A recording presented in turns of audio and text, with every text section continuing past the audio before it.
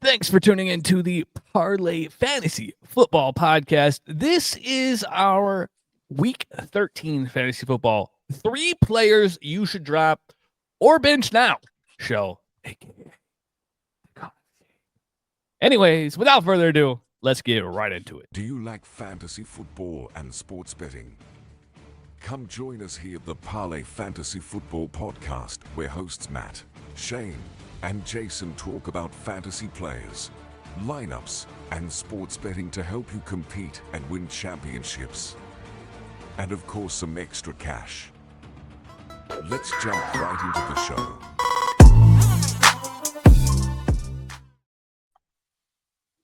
Oh, sorry. My bad. Welcome to the Fantasy Football Show by the Parlay Fantasy Football crew. We are here with Fantasy Six Pack. Thanks for joining us. And I have my two esteemed, my beautiful friends, my great amigos. How are you doing, Matt and Jason? Matt, you're looking fly tonight. You know, I got to rock that baby blue, baby. That's Riley County. That's where we went to school. I got to rock that. You know what I'm saying? Doing well. Ready for some football. Ready? Sorry, my bad. Don't be mad. Don't be mad just because we crushed you and everything in sports in high school, Shane. That did not ever happen in my when I was in high school. Yeah, way back in the day. Back when you had Jordy Nelson. All right. We all know, Matt. All right, we get it. You went to school with an NFL guy in the middle of Kansas. Of course, you'll won. Yeah, son. We just dominated. No, I'm feeling good. It's fantasy playoffs are coming up soon. I'm excited. Yep, we're sitting here talking shit about Eastern Kansas small town football, which is crazy to talk about right now. But yeah, hey, glad to be here. I am actually in fantasy playoffs in one league, which is insane to even think about. But I'm glad that I'm at the top end of our Yahoo league at the moment. Yeah, that one is a slugfest. Lamar screwed me. Yeah, you know, my managing skills screwed me in that league. So, listen, guys, we're gonna get right into it. We got the kind of shame. It's a hot topic episode this week because there's a lot we got to get off our chests. So, which one of you wants to go first? Because I know I can vent for a bit, but I think Matt needs to vent the most. Matty Ice, you've been called to the floor, so go ahead. All right. Hold on.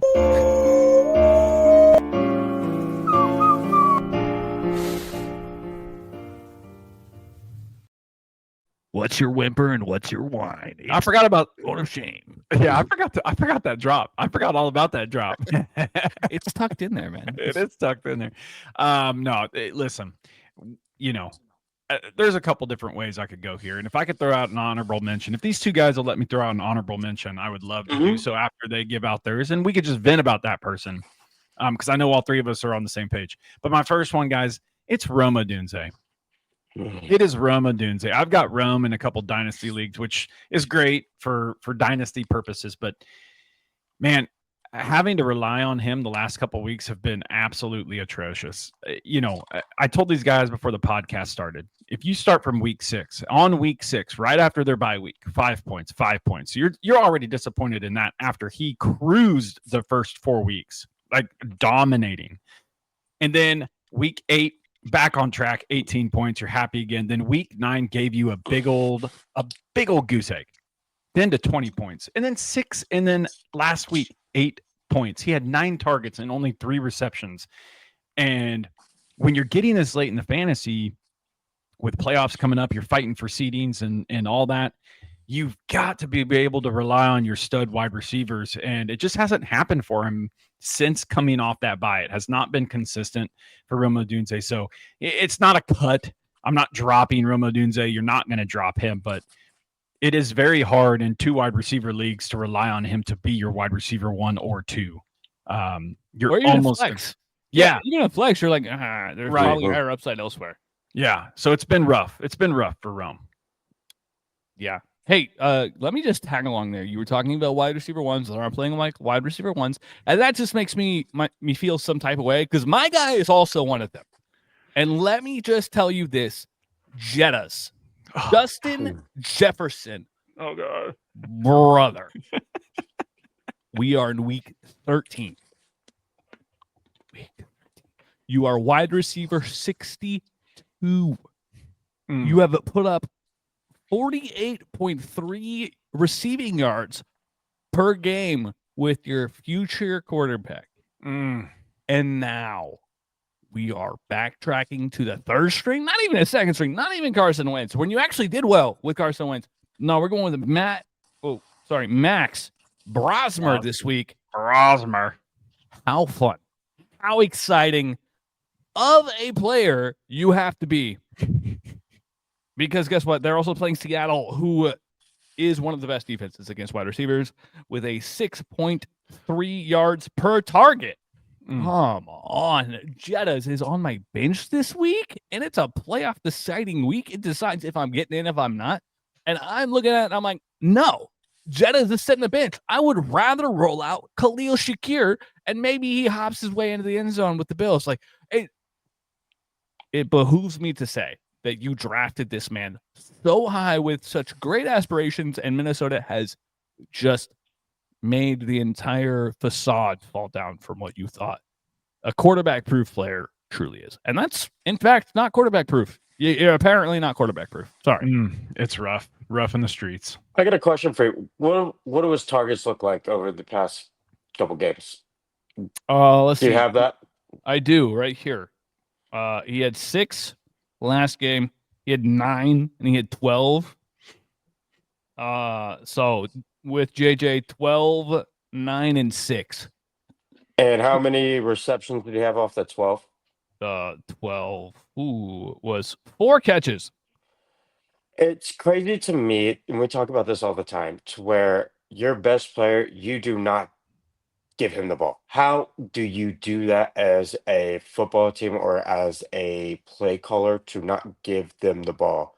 And my prime example is the Bengals with Jamar Chase. It's amazing because even it doesn't matter who the quarterback is. It's like, yo, I got Jamar to where I'm gonna throw him the football. It's like, duh. Yeah, I'm going to get the ball in his hands in a way that he can be successful, whether it's a slant route or anything. Maybe stop having Jettas run, I don't know, 14, 15-yard, like, breaking routes, and give him a chance to get the ball in his hands and do good things with it. I don't know. That seems like football 101, and that seems like something that the NFL has struggled with all year. I feel like they just refuse to make adjustments and refuse to use what's in front of them. Like, I have an honorable mention that I will go into later too, Matt, because if I bring up this player. So, Jason, please tell me who you don't want to play with anymore. You're about to crash out. Yes. I don't want to play with anymore because I traded him last week because I was fed up with him. Just absolutely fed up. Saquon, Quads, Barkley. I hate it. He hasn't scored a touchdown since week 8. He's been playing like booty cheeks.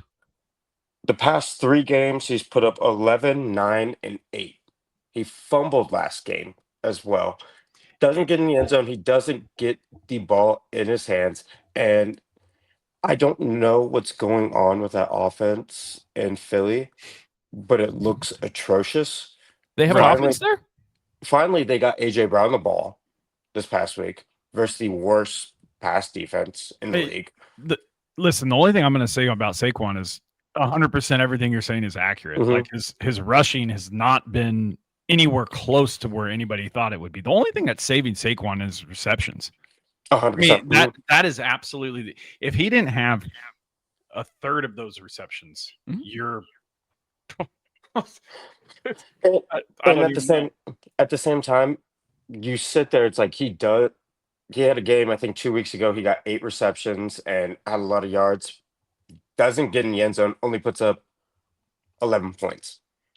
And you're sitting there. It's like, how does this happen with a guy that you drafted top 5 in fantasy, and you basically don't get the ROI on him, and you're probably not making playoffs because you drafted him that high. Yeah. Same with the Bijan Robinson guy, but that's a whole different story. Matt, do you want to crash out first or me? I'll go first. Okay. and I'll make it short and sweet. We talked about him before the show. Lamar Jackson. Like, obviously for, I would say 90% of us, it's going to be hard to bench him.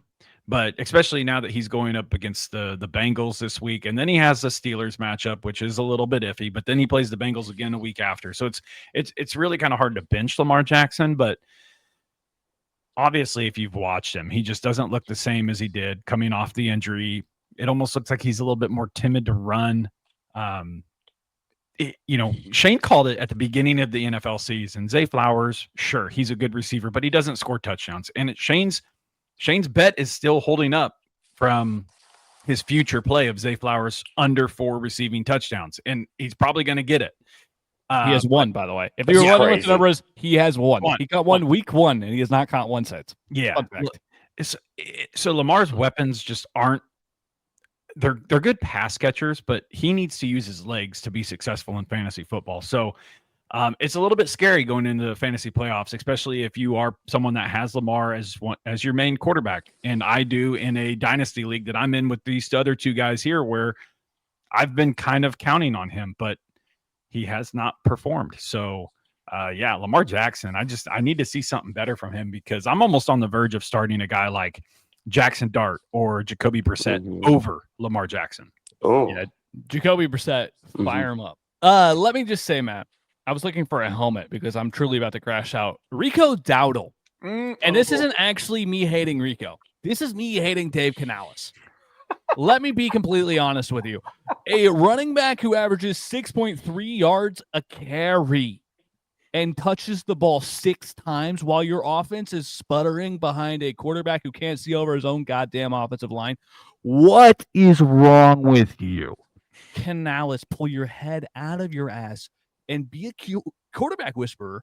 Or, I don't know, maybe give the football to your best player like San Fran did, and they just force-fed Christian McCaffrey, who you guys traded away for freaking pennies. What is wrong with you guys? 6.3 yards a carry. You gave him 6 touches. He had 4 catches for 36 yards. He led your offense in both rushing and receiving, and he only had 10 touches. What is... I'm going to crash out. Anyways... without further ado, how about we just launch right into the games of the week? We have, it's Turkey Day. So let's be thankful. Let's be thankful we aren't Panthers fans. Everybody, and thanks. Cool. Packers and Lions, guys. That is your noon kickoff. I forget that we get 3 games on Thanksgiving, guys. What a delight. What a delight. Packers Lions. It's going to be a pretty high-scoring game, I think, because the Packers' defense hasn't been that good. The Lions' defense sure as shit isn't good. The real question is, do the Packers unpack their offense, or is it just the Lions that are going to show up? So who are we playing? Is there any bright spots you guys are looking for? I wouldn't necessarily say bright spots. Obviously, we saw what Jahmyr Gibbs did last week against that team, and I to be honest, I look for the Packers they're not going to shut Jahmyr Gibbs down, but I look them to hyper focus on Jahmyr Gibbs and make Jared Goff beat him with his arm, because Jared Goff threw some pretty ugly passes in that game last week. So I truly think that they are going to hyper focus on Jahmyr Gibbs this week. But obviously, you're gonna start all those guys. As far as highlights, though, Shane goes, I'm kind of looking to see what the status of Josh Jacobs is. Emmanuel Wilson tore it up last week. He did. So if Jacobs plays, obviously it's going to hurt Emmanuel Wilson, but I do look for a little bit of a split there until Josh Jacobs is fully healthy. But to be honest, I don't know what you guys feel, and you guys go ahead and jump in here. I am not excited about any Packers pass catchers. Oh, not at all. Christian Watson. Christian Watson is the only one I'm excited about, and it's because of his usage so far, and because he's always been, when he's healthy, he has always been Jordan Love freaking wet blanket in the end zone. Right. No, which, I mean, to be fair, like, why not? He's a huge human being. I'm just worried about Jordan Love's shoulder. Yes. Because he's got that dislocated or shoulder separation or whatever he's got going on. I mean, obviously they're going to throw the ball. They're going to have to, because I think they're going to be down in this game. But yeah, it's just a little bit scary. But yeah, you know who you're going to fire up as the primary guys. Okay. All right. Mega brain moment here. It's all a facade, and we're going to get Malik Willis. And he's going to drop bombs, and the Packers are going to win by 20. I wouldn't mind it. Crazy. I'm not putting it by LaFleur. He's like, J Love, you have sucked. Willis, get your ass. Look, caveat: he's not telling you to start Malik Willis, guys. Oh no, definitely not. Also, you said Jared Goff. I'm sorry. It was more Jared off this past weekend. Yeah, because that whole offense was a sputter and a spark, and the spark was Jahmyr Gibbs. That was the entire offense. 219 yards on the ground and another 45 through the air with 11 receptions is just bonkers. Like, why? I played against him last week, and I'm also going against him this week. So I really hope the Packers hyper focus on Jahmyr Gibbs. Here's an idea. Micah Parsons, and not a quarterback spy, a Jahmyr Gibbs spy. Micah Parsons. That's what they need. Why not? What's gonna happen? Why not? Just nothing. Jared's not running, so you're not worried about him, Micah. Your job is to stop the guy who put up almost 300 yards of offense last week. How about that? That's it. You're just gonna follow him around. It's the Jordan rules. Anyways, Jason, anybody you want to see? Are you a JMO fan? I think you look like a JMO fan. I am a JMO fan. I love the big play potential out of him, but it seems like you have to hope for it throughout the season that you get that big 40, 50-yard catch down the field. It happens more times than not, but at the same time, it sucks relying on a big play downfield. Mm-hmm. Those penalties last week really hurt JMO. Short field. Heck yeah. That is not what you want for your burner. Speaking of burners, this game is going to straight up and without a doubt burn out because everyone's tuning in. It's 3:30. It is usually reserved for naps, but you better get it in on the first half of the day or maybe after this game. Right before the Bengals Ravens game would probably be perfect nap time. Anyways, it's the Chiefs and the Cowboys in Dallas. The total, which matters for fantasy football, is 52.5 already. It was at 51.5. It's already, actually opened at 47.5. It's all the way shooting way up to 51.5 and is now clearing 52.5 on every book listed. So they're expecting points. We should expect points. You want everything you possibly can get from either one of these teams in a reasonable fashion. Are there any players on the Cowboys team, Jason, that you would significantly think outperforms? Ferguson. Mm-hmm. That's probably against y'all's linebackers. Y'all don't do that well against tight ends. I mean, Pickens and CD are just going to fire up regardless. Blue has kind of been disappointment, especially that weird fumble that he had off of a leg of his offense. Yeah, exactly. Yeah, the only person I like is Ferguson. That's kind of a sleeper, but not really this season. Yeah, I think that's good. Matt, you got anybody? I don't hate it. I think there's other tight ends that I would prefer over Ferguson in this specific matchup, but I don't hate the play. I mean, Ferguson has kind of been that reliable target for Dak, even though the last couple games really have been stinkers for you. Yeah.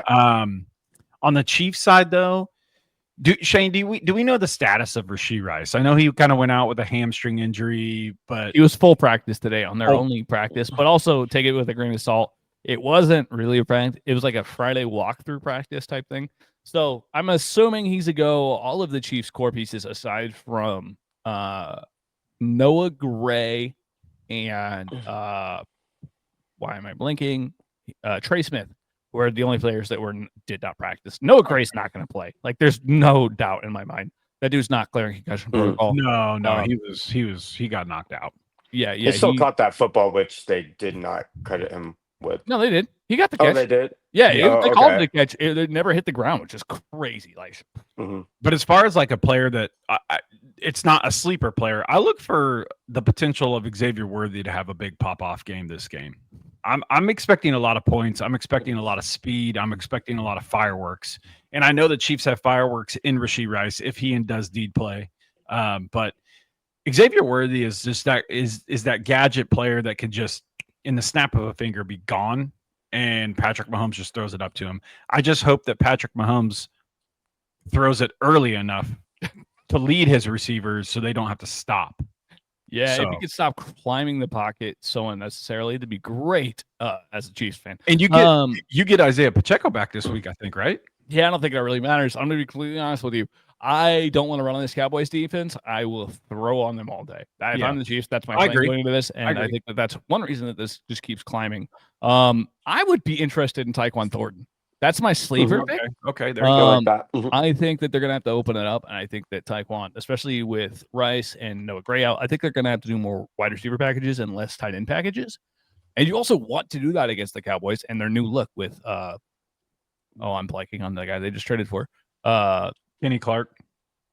Well, Kenny was the addition from the Quincy. Falcons, but yes, Quincy Williams. Oh, Um, yeah. Or Quinnen Williams.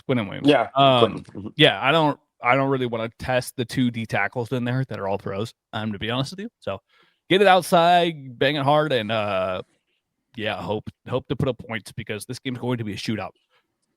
Start them all. That's my guide and lock in because it's going to be fun.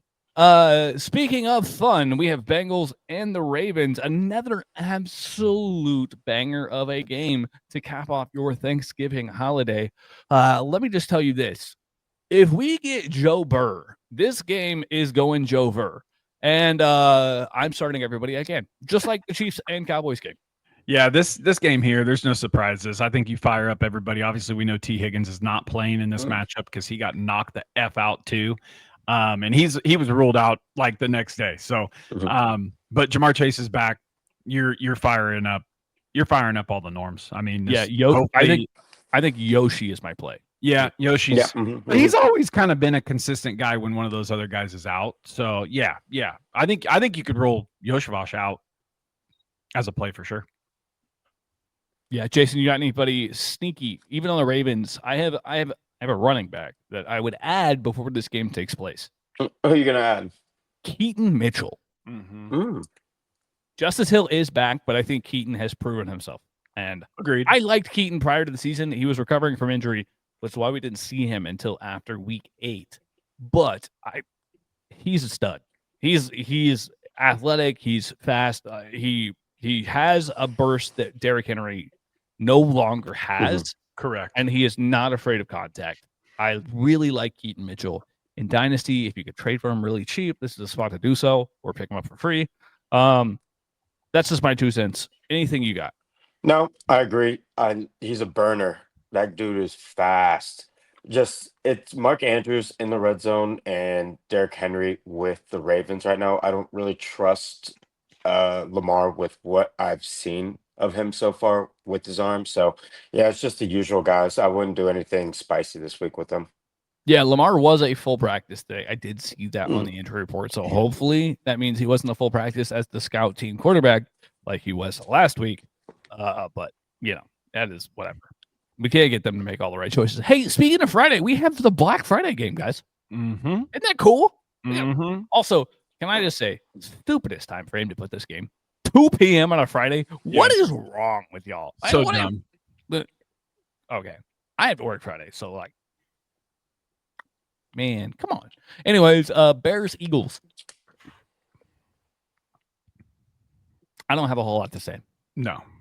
This Eagles look terrible. The Bears are so inconsistent. I don't want to touch either of these teams with a 10-foot pole if I could avoid them. Just because I don't know what I'm getting. Like they're probably 2 of the most inconsistent teams in the NFL this year as far as what you could get. Yeah, I mean, I think if you're pretty solidified on who you think you're going to play. That's and probably Devonta was who a you're gonna play. DNP. Devonta did not practice today. So that adds another spicy section. Let me ask you this. Do you I know obviously we saw last week DeAndre Swift fumbled and then he got pulled out of the game, aka the 1.8 fantasy points. Kyle Monangai came in and kind of stole the show. Do you think they give the ball back to Swift this week, or do you think Monangai is more of the featured, not fullback, but featured back? I mean, Jason, I think it's Kyle, but what about you? I'm a huge Kyle Monangai fan. If Roshan Johnson had a pulse, Kyle Monangai would not exist. So I think this is the nail in the coffin for Roshan Johnson. So other than that, though, Monunga is who I would want to roll out if I were the Bears and Ben Johnson. So Yeah, I kind of agree with you. I think it's going to be by committee, whoever has the hot hand. It's going to be. I wouldn't start Swift this week. I mean, it's a tough game for both of them because Yeah. the Eagles' defensive line. Eagles D line is filthy. Yeah, And I'm not trying to run into him at all. DJ Moore made an appearance. Is he this past back? Week. Is DJ Moore finally back? That's the question. We're somewhere between we're so back and we never gone. DJ Moore, I don't know that I'm buying into the underdog. Oh no, I'm just throwing it out there. Yeah, I mean, if you got him, and you need a flex, why not? You know what? It's Thanksgiving. It's the season of giving. It's also Black Friday. Maybe you're gonna get a steal of a deal. Who knows? Oh, I like that little segue right there, brother. Thank you. Sunday games though, we have absolutely terrible June slate. I'm gonna be honest with you. It's not good. Thank the Lord we have Thursday and Friday because these games are trash. Booty cheeks. Speaking of the first one and the worst one, the Texans Colts. Who wants to watch this snooze fest, man? These two defenses are gonna be hugging each other at the end of the games, being like, "Thank God that's over." You know what this game reminds me of, Jason? This game's gonna remind me of when the Steelers and the Ravens play. It's just nothing but defense and no scoring. We are going to have more punts than points this game. I'm going to call it now. If I can make that bet, I would make it here. The total is 44.5. Also, let me back to the Bears Eagles. That's also 44.5, which tells you they're expecting a whole lot of defense or lack of offense because the Bears defense is terrible, which just tells me that they don't believe the Eagles offense is any good. Yeah. Texas Colts though, 44.5 is the standard line right now. So pretty defensive game. I'm not trying to fire up anybody if I don't have to. I'm going to be completely honest with you. Except for, I will say, Texans pass catchers could be in a good run here. I think the Colts secondary gets a little bit too much praise for what they are. I can agree with that. Kenny Moore's an elderly cornerback, and Sauce is overrated. Yeah. I mean, you said it, not me. Also, I mean, now you sound homeboy because you're rooting on your team. But anyways, yeah, I think Nico and those guys can still put up some points, and I think that Woody Marks is an underrated play because the Colts are significantly banged up on the defensive line. Here, my 2 cents, Jason, before you go, is if CJ Stroud starts this game, obviously, like Shane said, you're gonna start the normal guys, the guys that you've been starting all year. You're gonna start them, but if CJ Stroud's starting, my hope for Jaden Higgins goes way down. Because Money Mills is hot for Jaden Higgins. He is, and he has looked good. So I'm curious as to. Obviously, I would not start Jaden Higgins this week unless you are like in just this absolute desperate, or you've traded away everybody and you just don't have anybody else on your team. But yeah, I'm intrigued to see what Jaden Higgins does with CJ Stroud. Also, the usage of Jalen Noel is absolutely criminal. Just saying that. Jason, what's your take, fanboy? Yeah, don't get me started with Noel right now. But yeah, Higgins looked good. I think it's going to be a ball control game. Don't turn the football over and punt back and forth. We're going to get after Danny Dimes. And it's one of those things where you kind of have to hope and pray that checkdowns, maybe PPR leagues that you get Pittman possibly is going to be covered by Stingley probably the entire game. Woody Marks should have a big game. Yes, he should. He should have a good game this week. CJ, it just scares me because if he doesn't play well this week and we lose bad, there's going to be a QB controversy in Houston. Unfortunately. I don't think you should go that. I mean, it wouldn't shock me. The media loves to do that, but there should not be. There shouldn't be, but that's what's going to happen if he doesn't play well. That's the NFL, baby. I agree. Yeah, you're not wrong, but like also there shouldn't be. Davis Mills is fine. He's a serviceable backup. He's a good backup. Yeah, exactly. Yeah, but with this defense, Davis if you Mills, don't turn the football over, Davis Mills is fine. a whole lot closer to Daniel Jones than Kyler Murray is. Yeah. Now, Yeah, hey, we'll get to that game. That was the lead-in. That was the lead-in. The Cardinals play the Tampa Bay Buccaneers, and it's the battle of the backups because Kyler is benched permanently, and yeah, Baker's trying to still put his shoulder in. That's the key. Baker's still on the field trying to put his shoulder back in the spot. He looked like Woody. That's what he looked like trying to run to the sideline. It was sad, but it was also kind of funny. The Cardinals, Jacoby Brissett looked like that dog, and so is Michael Wilson. So this is going to be an interesting game for them. The Buccaneers, though, rolling out Teddy Bridge over troubled water. Someone has saved me. Yeah, so speaking of if it's Teddy Bridgewater, obviously that's a hit for the pass catchers. Like you've been able to play like Tez Johnson and stuff with Baker Mayfield. If Teddy Bridgewater is the quarterback, I'm probably still playing Emeka Egbuka in like a flex or 3 wide receiver leagues, just because he got what 8-9 targets last week. I mean, he just didn't have very many catches, but everyone else not so much. Kate Otten not good with Teddy Bridgewater. Well, I would say maybe Kate Otten gets an uptick because Teddy's not going to air it out. Sean Tucker, maybe. Oh yeah, I mean, well, Bucky Irving is supposed to be back. Okay, that's the rumor. That's why they sat him last week, was that they could get him back this week at full strength. So I think Matt's cooking here. I think it's a Bucky Irving game. I'm going to be completely honest with you. Yeah, I mean, and then on the other side of things, like Shane said, bro, Kyler Murray is not going to be he's not going to be the Cardinals quarterback next year. Kyler Murray is probably out in Arizona after this year. I would personally say that Michael Wilson, obviously, if MHJ does play this week, if he gets back, I think I don't even think it hurts Michael Wilson that much. I think Michael Wilson is still a viable quarterback or a wide receiver to play. I think he's earned it. I think he's earned that. In between him, MHJ, and obviously Trey McBride. Oh boys. Oh boys. By the way, can I just say that we were a year too early on Michael Wilson, and I'm sorry that we didn't pound the table enough for him this year. Agreed. But that's it. You know, we've been Michael Wilson stands on this podcast for a long time. Loved him out of college. Big guy that moves fast. Hard for me to not love that guy. Yeah, the only thing, Shane, that I would say is if MHA does play, Greg Dortch, you probably can't play him. I know he scored the last couple of weeks, but MHA will take. The fact that Dortch has been any sort of a serviceable fantasy player tells you exactly where the Cardinals are at as an organization this year. The Jags and the Titans. This game is another Puke City game. Listen, Cam Ward's been cooking though. Wow. Let's just call it how it is. Cam Ward has been in his bag since the firing of Bill Callahan. Not gonna say that it sparked a revolution, but Cam is spinning that. And this Jags team is a team. And yeah. Travis Etienne, and that's Brenton Strange. Oh yeah, Brenton Strange is back. Yeah, you called it early in the season, Shane. Yep.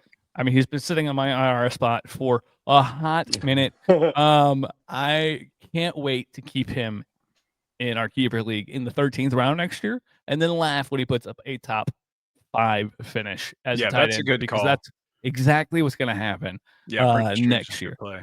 Yeah, Brenton Strange is good play. Here's the other thing too. Chamir DK. Yes, I think he could be a flex. I think he could be a play. Yeah, I'm not the Jags. The Jags defense isn't that great. They're not, they're not bad. Don't get me wrong. They're not bad, but they're not as good as they were the first 5 weeks. Exactly. Correct. They are not near as elite as they once were. As Toby Keys would say, not as good as I once was. That's but I'm as good once as I ever was. And speaking of that, Matthew Stafford is the epitome of that quote. And he is taking on the Carolina Panthers as we have watched the unfolding of the Panthers in real time. Yeah. Start everybody. Yeah, except for if they're a Panther. I still have to play Tet. I think you still have to play Tet. And I know you went on your rant, but I think you still have to play Rico Dowdle. Hopefully Canales pulled his head out of his ass after seeing that. Rico got a pitch in this. I'm going to go off again. Rico got a pitch in the second half and took it for 19 yards and wasn't blocked. Like he created 11 of those yards, broke a tackle, and then skirted his way for another 11 yards. And yet he didn't see a single touch again until it was 1st and 20 in the fourth quarter. Yeah. And that was the only other handoff he got in the Sunday scaries, man. As an owner of multiple Rams players in a couple different fantasy leagues, it hurts to have Kyron sometimes because of Devontae Adams at the 1 yard line. Yeah. It hurts so bad seeing that fade. It does. Also, let me just tell you, the Rams, I would love for this game to stay somewhat close so that we can actually get some fantasy points from Rams players. Because like that's been like the biggest like issue with the Rams is that recently they've just been blowing the absolute doors off of teams. And in the second half, Puka and Kyron and Devontae Adams are all sitting on the bench in the fourth quarter. And I'm like, man, I need those points. Get out there. I know. It's rough. Can we quit spotting the Rams at the 50-yard line? Please, come on. That's what having a good defensive line does for you. And it's insane. Yeah. Like a top 3 D line out there. Hey, hold on. I made this call in the Futures episode. This isn't the betting show. I know. I made this call in the Futures episode. I'm going to stamp it again. The Rams versus Chiefs in the Super Bowl is a play that's still live. Just saying. Anyways, Saints, Dolphins. Gross. Devon A-Chain next. Yeah. Hold on. Honorable mention, Devin Neal. We got to talk about Devin Neal because he's not only he's the last man standing in the Saints backfield and he went to KU. So like, little hometown action. Or I guess not hometown for either of us, but like near town action. Even though that he played for the wrong team. Devin Neal is creative in the backfield, and he is a hell of a runner. And I think that against this Dolphins team that is not good at stopping the run, this could be interesting. It could be. Matt, what were you going to say? No, I was just going to say they need to make Taysom Hill a running back too in platforms because he actually took more running back touches than Devin Neal. Devin Neal just had the pass catches. It's so crazy to see Taysom Hill lined up like everywhere on the field. No, but I like your call out. I think Devin Neal is definitely a player that if he's on your waiver wire, you better go get him because I know he's available in a lot of leagues. So, he's only rostered in 9% of leagues. At least on Yahoo leagues. At least on Yahoo leagues. But the fact that Taysom went and they kept handing the ball to Taysom. And he kept doing absolutely nothing. He had like 13 rushes for like 12 yards. Like, I don't know. Maybe give it to the rookie who you drafted. And there are so many times where I'm like, man, how do these people get in positions to make decisions in the NFL? It's very awkward. And this is supposed to be like the high, man. And I love Kellen Moore. So like, I'm not even trying to throw shots at him. But like, bro, come on, what are you doing? Yeah. You're obviously not winning this year. So, like, I don't know. Kick the tires, bro. The Jets versus the Falcons. We are still in the noon hour, and it is still not any better. If they could have stacked all of these games in like that mid-nap gap for Thursday, no one would have cared. The Jets-Falcons game, the total is 39.5. John Mechie. Here's an exciting person to talk about. That's Jason. Yeah, man. All of us, we loved Mechie before, the unfortunate issue where he had cancer and then got traded to the Jets where he's now receiving footballs from Tyrod Taylor. So, like, I don't know which one's worse. Let me backtrack there before that gets too viral. The Falcons are a good pass defense. John Mechie, though, looks like he's the focal point of this offense going forward. It's nice seeing him get targets, and I'm always going to root for him. I'm happy that he's getting the opportunity because he was in a loaded wide receiver room there in Houston. So I don't understand the trade for Adonai Mitchell that the Jets made. Whoa. Adonai still has that top ceiling. That's the thought process. Yeah, but I wanted to see Mechie shine, like big time shine without him. You think you think so? Mm-hmm. Yeah, I think that honestly, I think that Mechie's going to do his work, and he's going to be the true 2 for the Jets. He can be. Yeah. And I think that's all he was supposed to ever be. Right. Like, I think that Mechie was always supposed to be a 2. And then I think Adonai becomes that deep threat, like the Alec Pierce type dude. That like that's who they drafted him to replace. And then they were like, oh shit, Alec Pierce is actually good at football. Yeah. Then Falcon side, if Bijan doesn't get 30 touches, I'm done. Yeah, the Jets just need to fix their offensive line. But yes, the Falcon side, it needs to be Bijan. We all know it won't, but one of these days it will be. And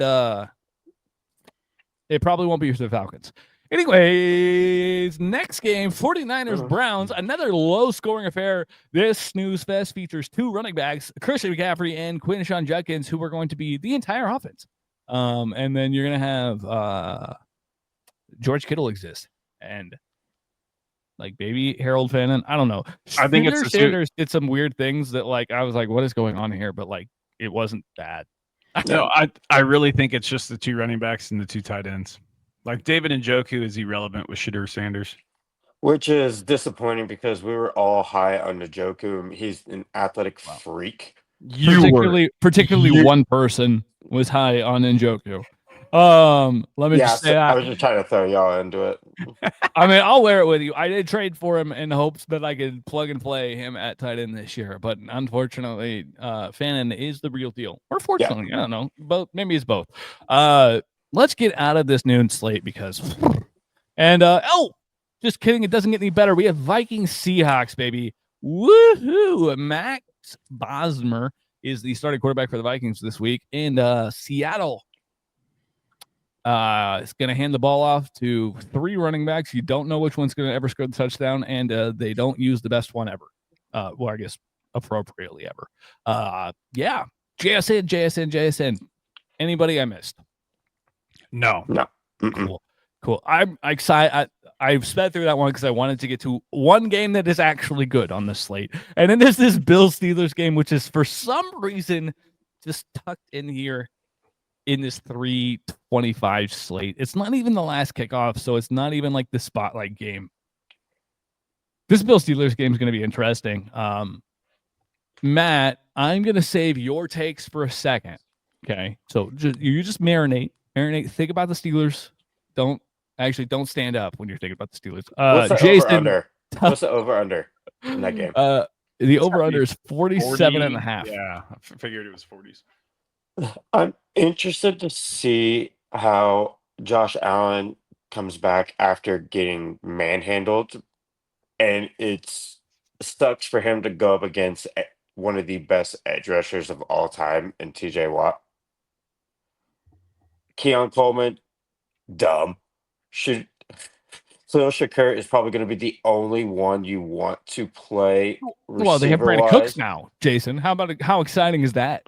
Not after just signing him. Hell no. No. Yeah, this offense is falling apart.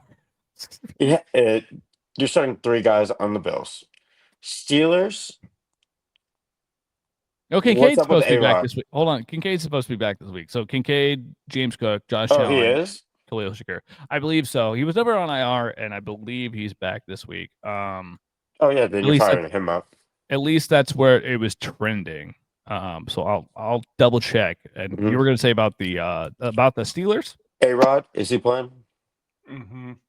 Yeah. He's supposed to be back this week, yeah. Steelers are so weird. DK's still so weird. Wait, is DK playing this week? Yeah, he was a limited participant in practice, but they said that he was supposed to be able to play unless he has a setback. Okay. You just got to hope for a TD out of him. That's all you can really hope for. Then Warren, you're going to fire him up. I wish Gainwell got more last week, but at the same time, you could fire him up. I mean, sure. You could fire up Gainwell. I think that the Bills defense. The Bills have officially gonna have to pass the crown as regular season champions because they are. It's unfortunate that they aren't even gonna win their division and that it's now Drake May's division. So That's kind of funny that they didn't even get a win Super Bowl when it was third division. Anyways, Matt, how are the Steelers looking? Anybody you want to call out aside from maybe Kenneth Gainwell? Maybe hype up Jalen Warren and my bags that I'm holding from Jalen Warren. No, I think you guys called the numbers out pretty good, actually. I'm a little bit nervous for the Steelers in this matchup, just because I do think whenever you play Josh Allen, there's always that fear factor, right? Mm-hmm. The Steelers defense, they really need to hyper focus on. They need to hyper focus on stopping James Cook and make Josh Allen beat you with his arm and not their legs. Mm-hmm. If they can do that, I think they do stand a chance. But as far as the Steelers side, no, yeah, for sure. You're starting up Jalen Warren. Kenneth Gainwell has built a reputation in that offense, and I think Arthur Smith really enjoys bringing him out. He shows that burst. So I honestly think you can start both these running backs. The wide receivers, though, oh boy, like you just said, DK, it's a touchdown or bust. He just has not proven it. He was my cone of shame last week.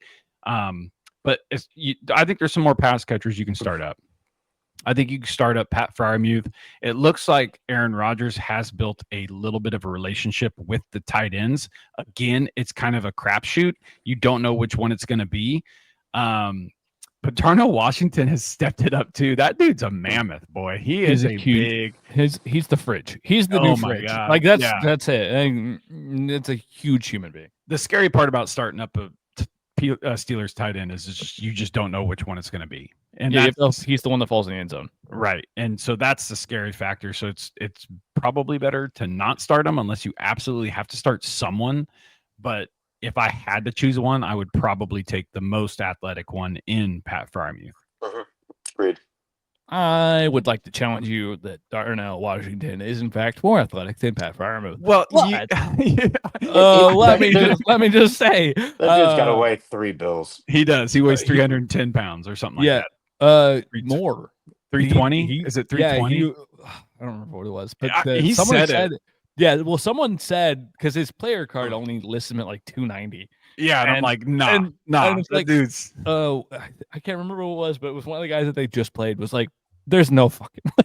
No, he came out like post game. It was like, there's not a chance that man is 290 pounds. That man is like, I think he like nailed on it. I think it was like he's like 318 or something like that. And Darnell was on a podcast and was like, yeah, he actually got it. I'm 318 pounds. And I was like, what? Yeah, that dude's huge. Yeah, that's a mountain. Listen, I think if you're the Steelers, you just run a run blitz every single down. Why not? What's going to happen? James Cook's either going to get the football or Josh Allen's going to be forced to make a decision quickly. And they have refused to make adjustments. I think that's your best play. Yeah, I agree. I think you got to make him beat you with Josh Allen's arm. Or his legs. You have to make him Superman. That's the only way the Bills can ever win right now is if you make him Superman. And hold on. Make him try to be Superman. You don't want him to become Superman. The Raiders-Chargers game is the spotlight game. So, yeah, that'll be called by... Isn't that Tom Brady who's calling the spotlight game? Yeah. Yep. Ooh, yeah. This game is a hot pile of garbage, except for the fact that we may get a Marion Hampton back, which would be cool. But I don't think the Chargers need him because it's going to be a one-way. It's going to be a one-way ticket because it's in LA, and this Raiders team is the most non-competitive. Oh God, yeah, they're terrible. In a hot minute, they don't even care. Like I honestly think they don't even care at this point, which is just sad. True. I mean, it's pretty self-explanatory who you're going to start in this game. Yeah, Bowers, Ginty, and Bust. And then the Chargers, I don't know, pick a wide receiver and then pick up the running back. Because, yeah. I think J. Herb could cook in this game. Are you starting up Quentin Johnson?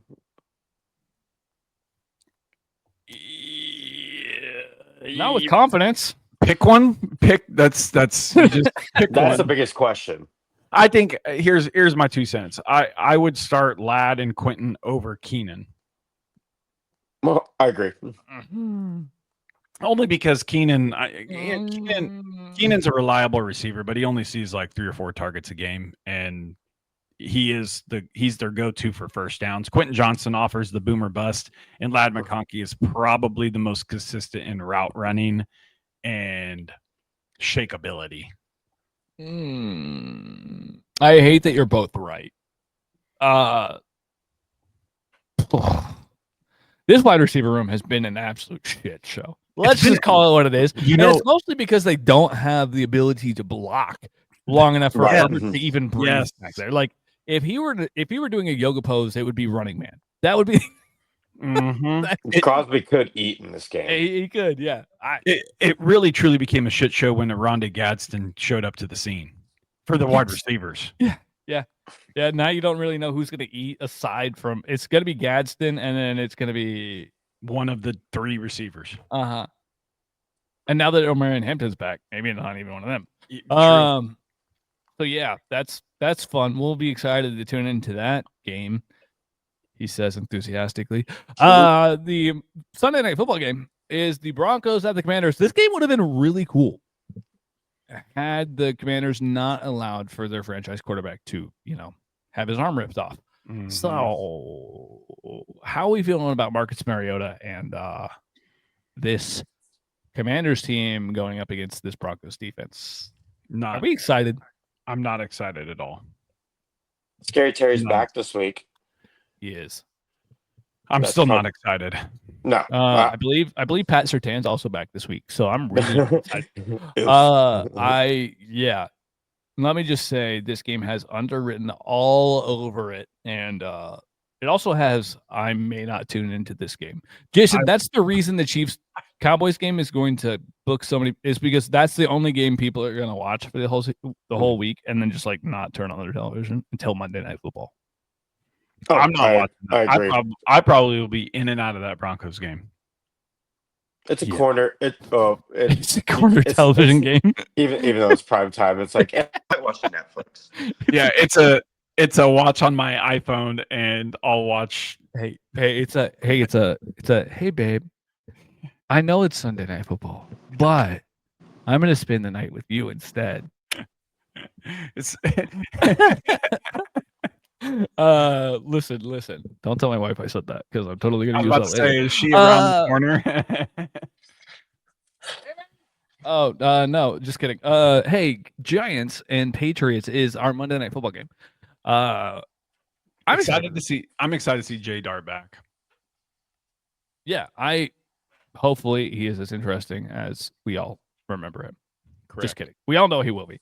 I'm not even slightly concerned. I think this game is going to be exciting. I think that the Patriots seem to be the real deal, and we'll see if they can Evander Holyfield their way into a knockout here against the Giants. Jason, anybody that you would like to call out from any of this speed run that we did? I know that we kind of fed through these last ones, but honestly, most of the Sunday slate is pretty puke worthy, and you guys kind of know who you're forced to start at this point. Mm-hmm. Yeah, it sucks to see Diggs getting inconsistent targets sometimes, putting up, I think he had 2 catches last week and put up like 3 fantasy points. Hunter Henry got majority of the action there.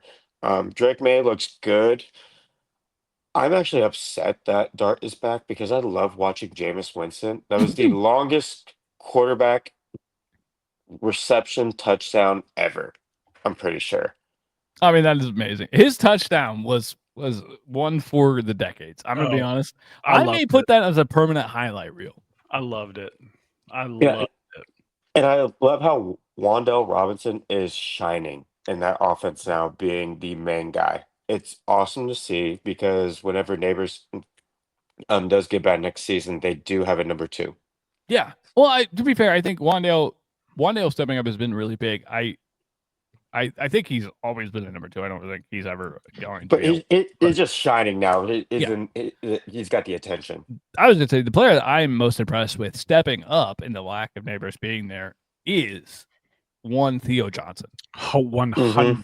I think that's the player that we should be excited about for next year because we saw it not just with Dart. We've seen it with multiple quarterbacks, which tells you that there's something different there. Like it's not just like he's earning targets, not he's given targets, which is like a different conversation.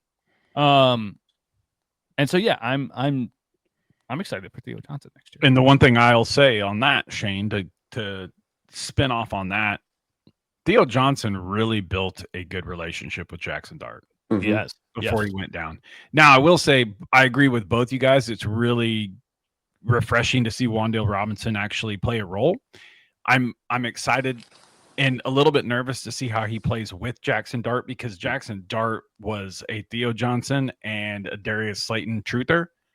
So I hope that Wan'Dale continues to see some good targets downfield. But the running capability of Jackson Dart, in my personal opinion, hurts Wan'Dale just a little bit. But I'm interested to see. But I agree with you both 100%. I really do agree with the whole Theo Johnson take on that. I think Dart is a lot more conservative with throwing the ball and pushing the ball downfield, because he would rather run than make an aggressive throw, rather than Winston, who's just going to just say, "Hey, come on, go grab it." He's down there, man. Exactly. Yeah, and I love that about him. Yeah, I do. Oh too. yeah, Mhm. yeah. He's gonna throw for 400 yards and 4 picks and 4 touchdowns. That is the Exactly. Jameis Winston way. Yes. Mhm. And if you win the game, it's because God did it. That's my he's just the absolute coolest guy in the room, and I can't wait for him to be a TV personality. Yeah, I want Greg Olson and Jameis Winston as my future callers of Sunday Night Football. That's what I want. that would be awesome. Speaking of wants and needs, anything else that we need to touch on? Did I miss anything that you guys need to get off your chest, or just ready to run down the end of the show here? Yeah, I'm ready to run to bed. That's what I'm ready for. All righty, y'all. Well, thanks for tuning in. Again, we are the Parlay Fantasy Football Podcast with Fantasy Six Pack. Go ahead and head on over to the website where we have our best bets for our betting episode, which you'll see here in a little bit when we end the episode. It'll be right here. Well, like right next to Jason, right where F6B. That's where it'll be. Click on it. Go watch it. Hit the thumbs up on this video, in that video. We love you guys to the moon and back. And until next time, peace.